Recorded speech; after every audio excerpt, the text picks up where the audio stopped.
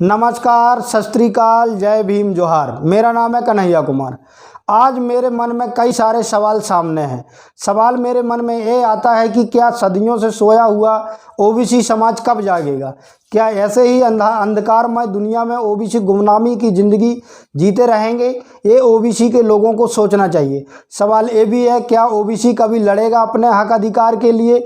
एक सबसे बड़ा सवाल ये भी है कि ओबीसी समाज में सिर्फ उमा भारती ही नेता हैं जो ओबीसी की हमेशा हक अधिकार के लिए बेबाकी से अपनी बात रखती हैं। दरअसल बात ऐसी है कि महिला आरक्षण बिल आया है, एक खुशी की बात है, लेकिन बात समझने योग्य यह है कि क्या भारतीय संविधान में आरक्षण के लिए जो लिखा गया है उसी प्रकार से आरक्षण का बिल लाया गया है? इस पर विस्तार से चर्चा करेंगे।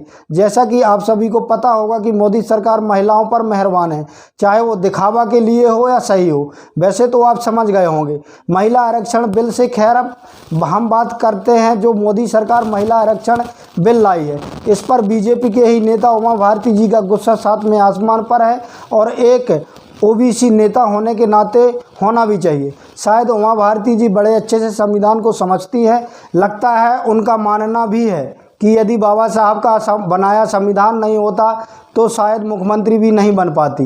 वो भी भली भांति समझती हैं, लेकिन कई ओबीसी नेता सत्ता में चाहत में चाटुकार बनकर सत्ता की मलाई भर चाटते रहना चाहते हैं, इसलिए ओबीसी महिला आरक्षण पर नहीं बोल रहे हैं। खैर, इस बात को यहीं पर छोड़ते हैं, बात करते हैं जो बिल लाया गया है। दरअसल बात ऐसी है कि मोदी सरकार महिला आरक्षण बिल लाई है, लेकिन संविधान और मंडल कमीशन के हिसाब से नहीं, अपने हिसाब से महिला आरक्षण लागू करना चाहते हैं। संविधान में प्रावधान किया गया है कि यदि कोई भी महिला आरक्षण लागू किया जाएगा तो उसमें SC ST OBC का अलग से आरक्षण दिया जाएगा, लेकिन मोदी जी की सरकार ने ऐसा नहीं किया, क्योंकि ऐसा कर दिया जाता तो कुछ महिलाएं ऐसी भी हो सकती थी जो बेहद गरीब होती और वो संसद में बैठ पाती, लेकिन मोदी सरकार की ऐसी मंशा नहीं दिखती है। जो अभी बिल लाया गया है इसमें बड़े बड़े नेताओं और बड़े बड़े उद्योगपति लोगों के घरों से ही सांसद MLA बन पाएंगे। इसी बात को लेकर उमा भारती जी ने अपनी ही पार्टी के ऊपर सवाल खड़े कर दिए हैं और जमकर इस मुद्दे को उठा रही हैं। बात तो सही है, ओबीसी होने का फर्ज निभा रही हैं।